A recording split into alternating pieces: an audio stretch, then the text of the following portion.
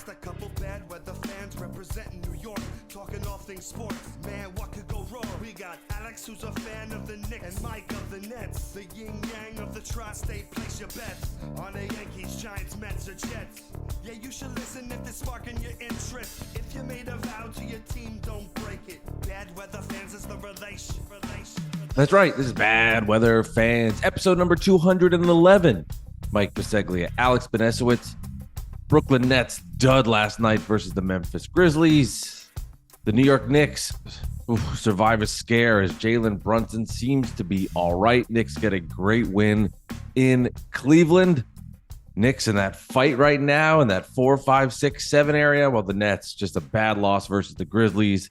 And they now fall 2.5 behind the Hawks, which means, Alex, and good morning, I'm gonna have to root tonight, I think, for the Knicks versus the Hawks. I think I have to do it, right? Like, I don't know, could I hate the Knicks that much that I would actually root for the Hawks and hurt the Nets' playoff chances? Well, maybe the Nets will catch the Knicks. You never know. Stop it.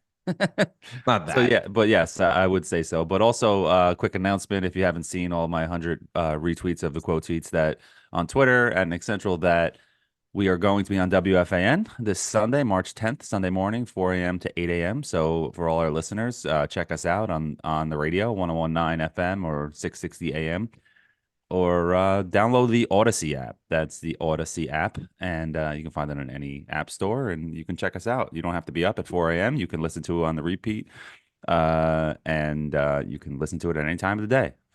So check us out. You know, we're very excited, and you know, thank you to all of our fans that have helped us grow to get to this point. We're going to keep doing the podcast. Don't worry. And it's, you know, if this works out with WFN, we'll keep going. So, you know, support us and, you know, call in 877-337-6666. I've always wanted to say that, and I almost messed it up. Good practice now to do it on the podcast the first Sunday. And let's go. Who's going to actually get up at 4 a.m. live to do it? What percentage of people do you think will be like, I got to set my alarm at 3:55? You got I got a lot of, I'm banking on a lot of people. I have definitely my wife, I would say. You'll be calling at 3:55. Yup, be listening. You better be listening. Yeah. I told her it's okay because, you know, I know she's, you know, got still a new baby and, you know, breastfeeding the whole thing. So it's okay. But, you know, I know she's sleeping at her parents that night, and she's gonna. They're excited. My in-laws are really excited. My dad's excited, you know, and my sister's excited. Everybody's excited. So they're gonna be listening. But as far as listeners, like Bad Weather fans, I'm sure they'll catch up at like 6:30, 7 o'clock when people wake up, you know, going to the gym, stuff like that, or feeding the baby or whatever they're doing. So, you know, hope everybody supports us and gets in there. And it's very, very exciting. And we will never stop this. Just so people know, we will never stop doing Bad Weather Fans, though. So people know. Well, if the Knicks win a championship, I'll stop. I'm officially going to say that right now. Once it happens this year, I will stop doing it. And it's amazing. You know, you look at the different teams with the Nets and Knicks, and I think it's more obvious than ever last night when the Nets, with a golden opportunity to make it 3 straight games, 4 out of 5. They're playing a Grizzlies team that has nine available players. They're missing everybody in the universe. They play really hard, and the Nets, it was a telling quotes from Kevin Ollie and Cam Johnson. They didn't take the opponent seriously, and you see what happened.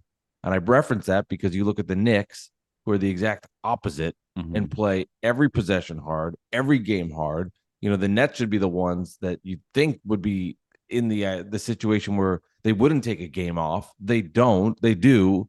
Meanwhile, you have the Knicks who go into Cleveland, and the exact opposite. They give everything they have, and they get a very good win versus the Cavs. And you just see the difference in the team where you have a coach in Tom Thibodeau who gets the best out of his players right now, and Kevin Ollie, he didn't. Yeah, and the Nets even got the gift of the 5-second violation down the stretch there, where you know it was like 4.5. Even Vince Carter was like, "That's a little close." Quick. I don't know about that was a gift, but you know they couldn't take advantage, and you know by then it was kind of like, you know, hoping for a miracle anyway. But right, you know the Knicks, you know, game where Jalen Brunson got hurt versus the Cavs was also huge. That win, just in general, before we talk about Brunson, was that determined the tiebreaker for the Knicks over the Cavs. I know they might not catch them at this point, but you already had 4 teams that had the tiebreaker on you in the Bucks, Celtics, Pacers, and Magic. The Pacers and Magic will be big, and the Knicks have the tiebreaker on the Heat. So if they lost that one and 5 teams in the top 8, 9 have tiebreakers on you, that's not good. Then they essentially have a half game on you because if you finish in a tie, they get the tiebreaker. They're ahead of you. So if you're trying to get home court advantage, or you're trying to get out of the play-in, like that's big. And those Magic and Pacers tiebreakers might be big. Or with the Heat one and the Cavs they have now, so they still have 3 games left against the Bulls. So we'll see how that goes. But the Brunson injury, it was eerily similar to Aaron Rodgers. It really was. And I talk about this, sidebar really quick. I talk about this on the podcast all the time. I was waiting for Jalen Brunson to get hurt. Like, I'm not hoping for it. I'm not, giving bad juju, but it's just whenever there's a guy on my teams that is awesome, that you're like, holy crap, how do we have this guy? Whether it's Revis, Porzingis, Testaverde, I know he wasn't that great, but he had his amazing season. They're ready for a Super Bowl. He blows out his Achilles. Aaron Rodgers, Syndergaard, Harvey, DeGrom. Like, you know what I mean? I could keep going down the list. Yeah. Edwin Diaz. Like, it's just every time they get hurt. So seeing Jalen Brunson go down with what seemed like a non-contact injury a few seconds into the game, the Knicks come back and win the game anyway. It felt like Xavier Gibson returning a punt week 1, and I'm going crazy. Like, all right, baby, it's not so bad. We got the win anyway. Let's go. And it was bad. So Yeah. it felt so bad. I couldn't be positive about the win until I heard about Jalen Brunson news. And thankfully, he's going to be okay. I wouldn't play him tonight versus the Hawks. I mean, I'm sure if he's fine, he could play, but you play the Magic Friday, that's a way bigger game, a better team, so I would hold him out till Friday. Then you have from Sunday to Friday, and hopefully he'll be okay. That bruise can go away a little bit. So that was scary, man. That was really, really, really scary. Oh yeah, I mean it would have ended the season. Selfishly Yeah. for Knicks fan, selfishly, not even thinking about the person, but just the season would have been derailed. It would have been over, and there would have been no Done. shot. Yeah. And that's just it's. I experienced this with Kevin Durant a few times, especially the knee to knee thing happened a bunch with him, and he was out 4 to 6 weeks. So I had deja vu with that, especially the one against the Pelicans. And you can see how it can just kind of uplift and ruin a year. But he's okay. I mean, with the Knicks too, it's kind of confusing because who knows when you don't know reports. Like there wasn't. It's just, hey, he's questionable. You see the Ian Begley report. Hey, he's going to be he's questionable on the injury report. You think back to OG Anunoby when he was questionable, and then all of a sudden he was gone he was consecutive questionables, and then all of a sudden he has surgery. Now, Right. I don't think that's going to be the case with Jalen Brunson, but it's the boy who cried wolf with the Knicks, where I can't, be surprised if anybody is a little bit apprehensive when they see that to fully know and get the details. Now, do the Knicks owe you anything? No, that's their prerogative. They don't want to tell you, they don't have to tell you. But as a fan, I would imagine, until you see him on the court or hear from him, it's going to be tough to know how many games exactly does questionable mean. You have to say, okay, well, your questionable is questionable because it's been so many times where this happens with previous players and all the injuries that have happened. It's impossible to know exactly how long he is out. And Jalen Brunson is very tough, and I'm sure for him, he wants to go out there and play. But at the same time, I mean, if you're the Knicks, you have to protect Jalen from himself, and you don't want to make a brash move against the Hawks in the early stages of March that hurts you down the road. So I would expect the Knicks to take this, smartly, even if it means an extra loss in the middle of March. You have to be smart about things, because I promise you, Knick fans, when you get to the playoffs, you won't remember that game against the Hawks on a Tuesday night when they won or lost by 6. It won't matter. It really, really won't. What will matter is health when it counts at the end. So obviously, if he's good to play at some point, yes. But at the same time, you got to be incredibly smart. And if the Knicks aren't leading everybody on, and this is just, hey, he had the bruise and we have to take it day by day, then he should be fine. And I don't think you'll get an OG and an OB situation, but at the end of the day with the Knicks too, like, I guess nothing would shock me if all of these kind of compile up. But Good for the Knicks for not lying in the post game because that would have been a dirty look. Yeah. Yeah, and you don't have to worry about the tiebreaker with the Hawks. The Hawks are 26 and 34. No, the Knicks are Nets are 36. fighting with the Hawks. Yeah, the Nets are fighting with the Hawks, and the Knicks already have the tiebreaker on the Hawks. So don't worry about that. You know, not like it matters if the Knicks just bottom out completely. It still doesn't matter. So Well, I don't know. we'll see. I agree. I agree. Well, go ahead. Go So ahead. I say the dream for me was, and that's why it was so frustrating last night, was the Nets are starting to finally play better basketball. Right. Now Cam Thomas is hurt. Ben Simmons is out. Not that I think it matters anymore at this point, and I totally called the Ben Simmons stuff. Totally Yes. nailed it because I said he would come back, and then I told you it would just peter out. He came back for a few more games than I guess I anticipated, but essentially what happened happened. He came back, he did the whole rehab thing, and now it's like shit. I got to do this every night. How many paydays off do I have left? You're like, okay, you got 3 more left, Ben. All right, cool. Tuesday, I won't be available. That Saturday in Miami, I'm good to go. And that's kind of Ben Simmons, but the Nets finally playing better basketball, and that they have this dreadful loss versus the Grizzlies, where they can start to compile these wins. They look so good versus the Hawks. Cam Johnson has turned a corner with Kevin Ollie as their head coach, and then just to lay that kind of dud. And I tweeted about this, but the dream would be, I know Knick fans don't want to hear this or they won't believe me, but you're in a fight with a lot of other teams to not be in the play-in. And I said this, and Knick fans are like, no, they'll be fine. I'm like, okay. I mean, I don't didn't know. say that, but there were a lot. I was arguing with them too. I don't know. I mean, you might be, and you might get out of it, but at the same time, it is packed. So the dream is for me, because this is all I have left, Alex, because the Nets don't have a draft pick, so tanking doesn't matter. Right. The dream is the Nets sneak into the play-in, the Knicks somehow just through it all fall to 7 or 8. And I'm not saying it's because they're not good. I'm saying it's when they're missing everybody, it's difficult to win games.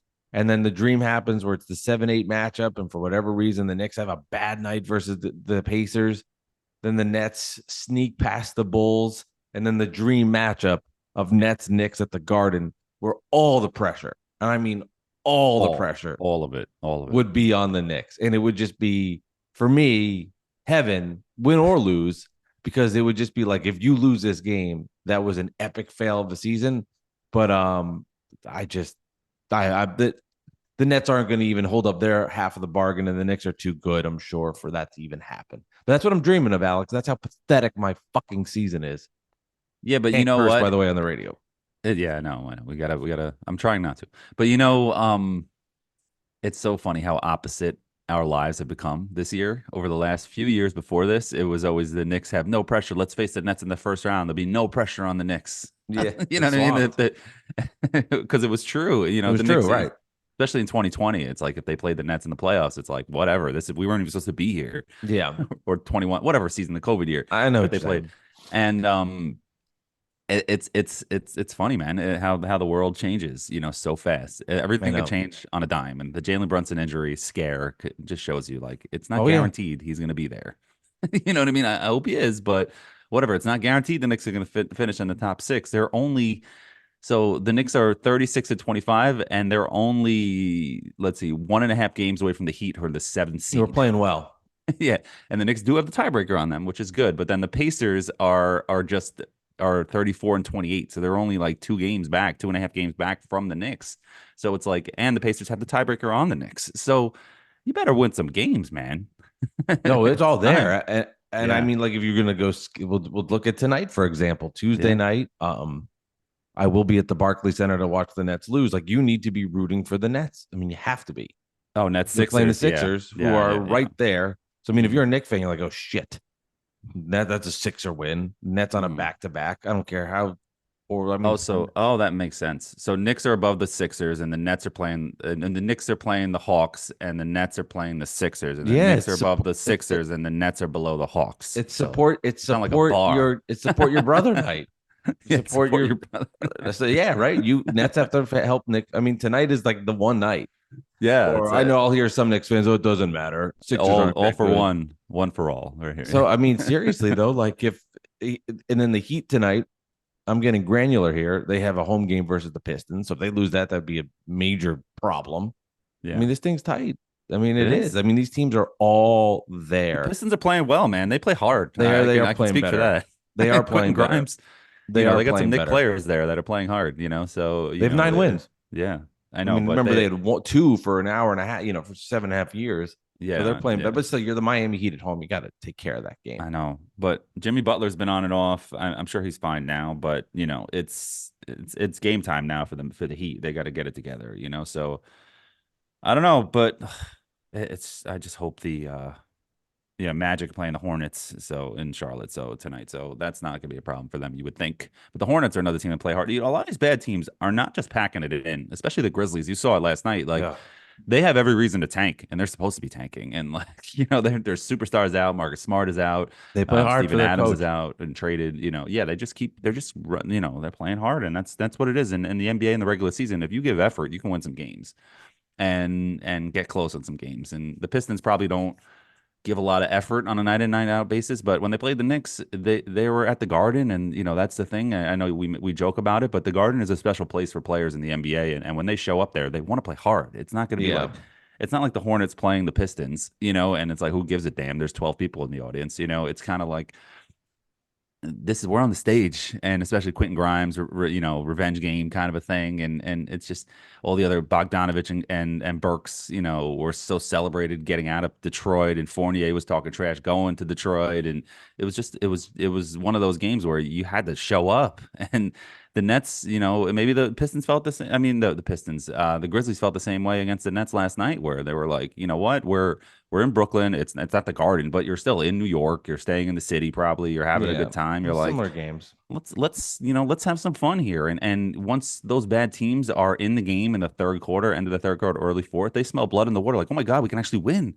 Yeah. No, they did. If you're down 15-20 going into the fourth or even 12, they're just like, fuck this. We lost again, whatever, but you give them some hope. They'll keep fighting, man, So yeah, the Knicks got a miracle in that night. They did. I mean, they got that play. They got so lucky. They got so lucky, but they deserved it because they had that other one versus Houston, so it all evens out. And it all evens out. Yeah. I would have appreciated evening out like in the playoffs, so we can get a call like to win a playoff game. That'd be a lot cooler. Well, that's that. I'll take it. Well, hopefully, everybody's talking about how bad the officiating is, but it really isn't that bad, honestly. It's pretty bad. Pretty bad. And everybody only freaks out once a month or once every 3 to 4 weeks when there's how many calls they get call. Right. But now you don't hear about it we haven't heard anybody talk about it. So if it's so bad, why aren't we? Are we just used to it? I mean, for the most part, the refs don't impact the outcome of games. It's just when it does happen, it gets highlighted and centered on so much that everybody freaks out. How bad is the officiating? How bad? And then now it's like, okay, we haven't talked about it for 3 weeks. Well, what happened? Because it wasn't that bad. That's true. Yeah. And there's always that ref saying where it's like, or official or umpire, where if you don't know who umped or refed or officiated the game, then they had a good game. Mm-hmm. You know what I mean? Like, you only get to know these guys if they're, a problem, or they're jacked, like Ed Hockley, like the old NFL referee that was like the muscle man. His son's who is that guy? His son's an official. Is he?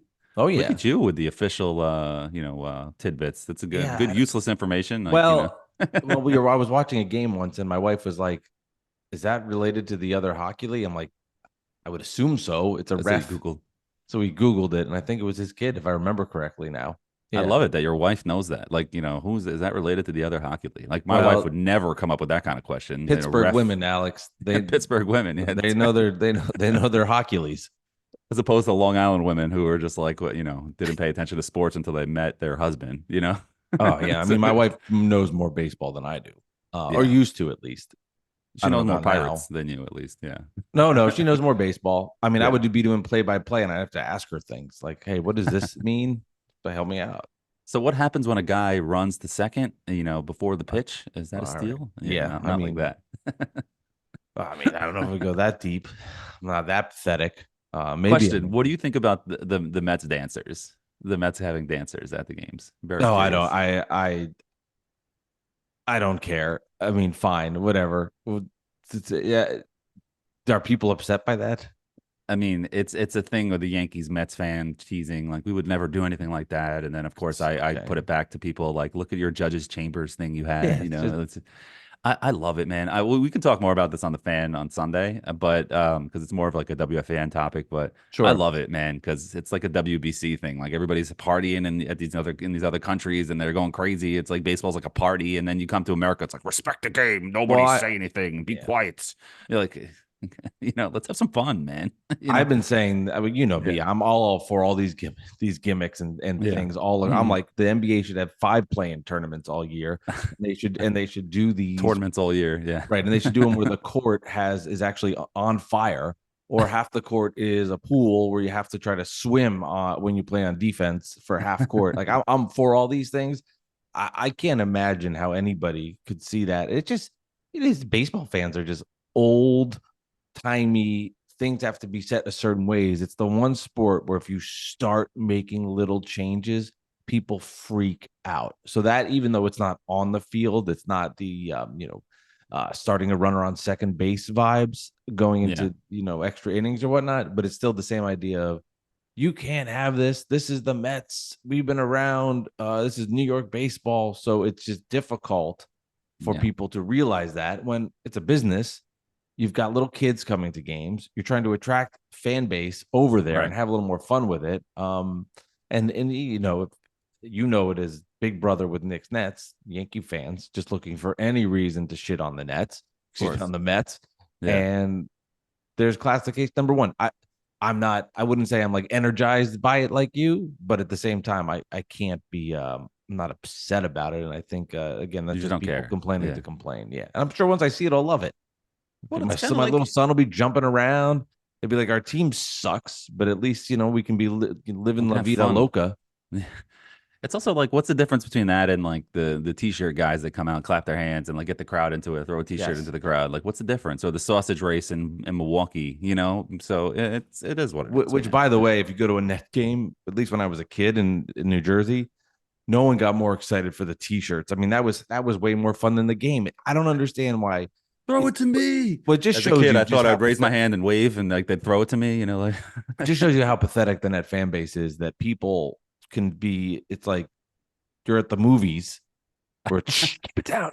And then some guy comes out and he's throwing a 2-cent T-shirt that has a print on it that says "Go Nets" with some and has an company on advertisement there. on the back. Nobody beats Right. the Wiz in giant letters or Yes, something. Yeah. exactly. And it's like that you go crazy for? That you go crazy for? I'm like, I know you don't really give a shit when you're here. And No. I'm sure even at Knick games, I'm not saying it's the same, but people go nuts for these fucking shirts. Well, they do. They do. It's the thrill of catching it, like a foul ball. Like I can buy a baseball for $1 at the store, but if somebody hits a ball and I catch it and it's close to me, I'm like, oh my god, I could catch it. It's the thrill of getting the ball. Do you ever catch one? I came close once catching a foul ball. I was at a Mets Cardinals game, and I'd say '07, '08, It was 08. and I was at Shea Stadium. And remember on the front, the 100 level, where you'd put your, there was kind of like a hall, like not a hallway, like a walkway Yeah. through the 100 levels where Yeah. cowbell man would hit the ding ding ding. Yeah. And so I had my legs. I was sitting in the front row behind it, and I had my legs over the bar, just relaxing. It was late in the game. Everybody's moving around, and I was like kind of just, staring at the scoreboard. I missed a pitch, of course, and I hear crack, and I look up, and the ball's coming right to me. I'm like, oh my god! It was Skip Schumacher on the Cardinals. I'll never forget his name because of that. And I jump up right to me, and it was a smoked. It was like I hit my hand and I dropped it, Yeah. and like literally my hand was pulsating. I'm lucky I didn't break my hand, and I saw like the indentation of the ball in my hand. It just shows you that even before smartphones, sometimes you didn't pay attention to a pitch.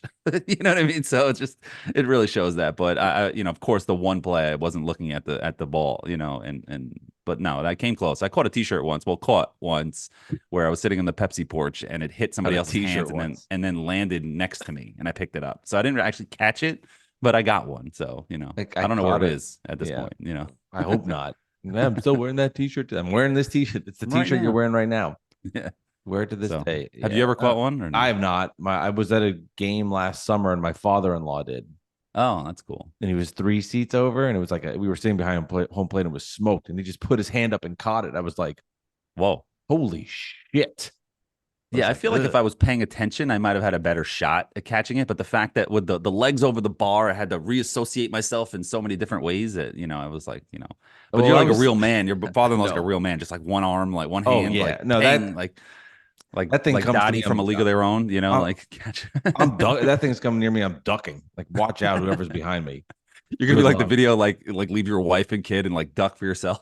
Oh yeah, no, it's bad. Oh, but it was I was at a game a couple years ago and that happened. It came near me. I moved out of the way. I moved out of the way, and everybody's like, "What are you doing?" I'm like, "I'm not fucking with this thing. Yeah, Good break your luck. hand. I don't care. I'm Just to not be wearing a cool. glove. Like, what do I need to prove here? I have nothing to prove. So I caught a foul ball. I mean, first of all, then I drop it, and everybody's gonna boo me. I mean, I don't need this in my life. Go get it. The thrill of it doesn't intrigue me. My father-in-law, that was amazing. I mean, poof. I was like, wow. Yeah, no, that's Was awesome. Impressive. I was like, funny. yeah, My why does friend your daughter Danny, like me? It's like, whoa. yeah, at least you're good. Yeah. My friend Danny, I went to the Knicks Pelicans game, which is the picture behind me last week, with the one where everybody sat out. And he told me we were talking about foul balls for some reason, and he told me about a time he went to a Yankees game, and I remember this story. It's an old story of his, but him and his other friend, our other friend, went to a game, and the ball went up, and it was like, oh my god, and he caught it. And he caught it. He was like excited, like, yeah, I caught it. And then he gave it to the wife in front of him. The wife, the woman in front of him, who was with another person. Yeah. And because she was trying to catch it, he gave it. And she was so excited. And the guy was like, "Thank you so much." It looked like whatever. And then he was like, "What are you guys drinking?" And he bought them like beers and for the whole night. And it's like, and our theory was that he had money and he was on a date with a girl that was like out of his league. And he was like, "I'm going to act like or maybe not even act like it. I'm just gonna you just made my night, because if she doesn't get the ball, she's upset, and now she's mad the whole night. And meanwhile, now she's like the happiest person in the world, and so it was, give the ball to a kid, give the ball to a woman, you might get a free beer out of it. You don't need the baseball, unless you're with your kid, then it's like, here you go, son. Yeah, no, you have to do it. No, my father-in-law gave the ball to somebody else. It was a kid around us. I don't know exactly. That would be a strange look if there's like all these kids around you and you're an adult man, and you're like, oh, I'm sorry. I'm taking this, putting this in my showcase. Yeah, that'd be especially a foul ball. If you catch like a historic home run, then screw get those the fuck kids out of there. Yeah, but if it's like, or even just like a playoff home run or a big home run or even just a home run, I'd be more inclined to keep it because it like means something. Not like you foul off a 2-2 pitch in the third inning. Like, who gives a damn? There's no historic value to it. I can promise you that with Pirates Phillies foul ball, that it was it was okay. I'm very excited for WFAN with you, Alex. Yes. It's gonna be really cool. I think you and I have done 211 episodes. This is something that has been in the works for us behind the scenes for years, trying to put this together. So, we appreciate the opportunity, and it's funny. I was texting you this morning. I got up for years producing morning radio at 2 a.m. And you just kind of got used to it, but it's been so long. I'm now like, holy shit, it's just weird. It's like got to get up at a weird time again, and my body's like trying to figure that out again. It's just kind of wrapping my head how I did that for 5 years. And there's a little wrinkle into it as well because of daylight savings, so we have to figure that out. Like, what time does the clock? Usually, you just go to sleep. And you're like, all right, well, the clock's changed. I don't know. It's funny you say that. So it's not midnight. I know that. It's like, is it like 2 a.m. or I don't know what it is. So it's funny you say that because years ago, way before we met, I did updates at CBS Sports Radio. I did like the sports flash. Yeah, all the scores and everything. Clemson's beat Alabama, right? And I did that. And I did it on one of the nights that it was daylight savings. Yeah. But it wasn't the one in March. It was the other one. So, yeah, you get an extra hour. And I remember seeing the clock say like 1:59, and then it changes and it said 1 o'clock. And it was so depressing. It's like the most depressing thing. You're like, I've got to do this again. It's like the hour never existed. This will be the opposite. But that's so it's 2 o'clock, I guess. Yeah. I guess the main thing is don't fuck up. I'm gonna just I'm so anxious about that because I don't know what time to set my alarm. You know what I mean? And the phone. Sleep? I'm gonna try to sleep. So yeah, I mean, we can do inside what my prep is for the show if you want. Basically, Metamucil. drive I'm driving the family to my in-laws on Long Island, and then Friday night. So we're gonna sleep over Friday night, get settled. The dog, everybody, the baby, everybody's gonna be there, and we're gonna hang out for the day there. And then like 3 o'clock, I'm out of there, and I'm coming back to the city to stay in my apartment. And it's game time. You know what I mean? It's like I'm gonna eat my own dinner. I'm gonna try to like just even if I can't sleep at like 8 o'clock, I'm gonna be in bed. You know what I mean? I'm gonna just be Yeah. watching Family Guy or catching up on sports, texting you. Like what so it's game time at that point. So Gotcha. if I get 2 hours of sleep, I'll be happy. But I might be anxious and just wake up at midnight and just to make sure. You know Yeah, what I mean? we'll So, we'll like, we'll go through our alarm protocol yeah. and help So each other out. But yeah, no, thank you to all our fans. We're looking forward yes, to it. Please tune in. We'll make sure to make it available if you can't. You do miss it, but labor of love from for us. That is here we go. here we go. There we That's go. right. All right, Alex. Bad Weather Fans, episode 211. Nets stink. Nets play the Sixers tonight. Knicks, they are playing the Hawks. So if you're a Net fan, you're rooting for the Knicks. If you're a Knicks fan, you're rooting for the Nets. So I think maybe we have something for our title. Trust the brother night. Trust the brother night. Trust the brother night. All right, Alex. We'll talk to you later. I'll see you Sunday. See you soon. Thank you. Thank you. You're welcome.